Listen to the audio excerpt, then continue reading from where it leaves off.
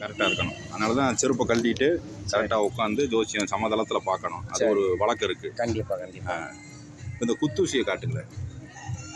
இந்த குத்தூசி ஊசி இதில் கத்தி வச்சுருப்பாங்களா? கத்தி இருக்கும், ஆணி இருக்கும். இதில் கட்டியிருந்த ஆணி கீழே விழுந்துருச்சு எங்கேயோ. அதனால தான் இப்போ இந்த இதில் இது. சரி, இப்போ இதை எப்படி வைக்கணும்னு சொல்லுங்கள். இந்த ஓலைச்சுவடியில் இதை எப்படி வைக்கிறது? இப்படி குத்தணும், இப்படி குத்தலாம்.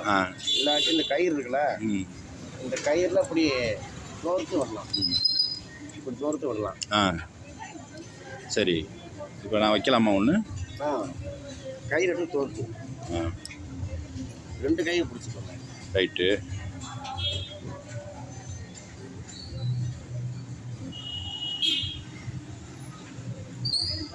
நீங்கள் போட்ட ஏடு வந்து முருகன் வந்திருக்காள். முருகன் பழனிமலை முருகன் வந்திருக்காப்புல.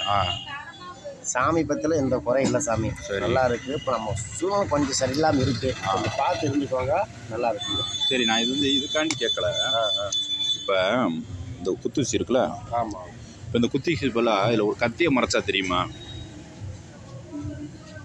கத்தியை இதில் மறைச்சா ஒரு பழைய காலத்து ஒரு பழைய கதையில் ஒரு ராஜாவை வந்து ஒரு ஜோசியக்காரரோ ஒரு கவிஞரோ புலவரோ இதில் ஒரு கத்தியை மறைச்சி உள்ளே கொண்டு போய் என்ன அந்த ராஜாவை குத்தி இருக்கதா சொல்கிறாங்க. ஒரு நிமிஷம் ஓப்பன் பண்ணுங்க.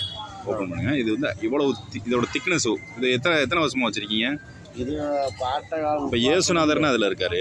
எல்லா தெய்வங்களும் இருக்கு. இப்போ இதுக்குள்ளே ஒரு கத்தியை மறைச்சி கொண்டு போனால் எப்படி கண்டுபிடிப்பாங்க?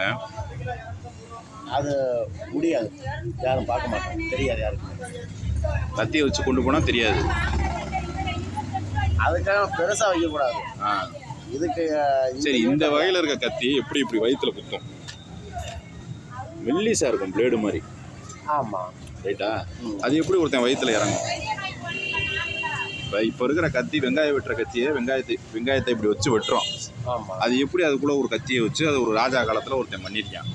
அப்போ அவன் கத்தி செய்கிற திறமை எப்படி இருக்கும்? அது நம்மளுக்கு எப்படி தெரியும்?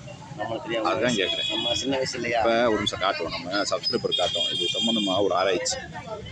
தப்பு இல்லை, எல்லாமே வந்து எழுத்தாணியில் எழுதுறது. ரைட்டு.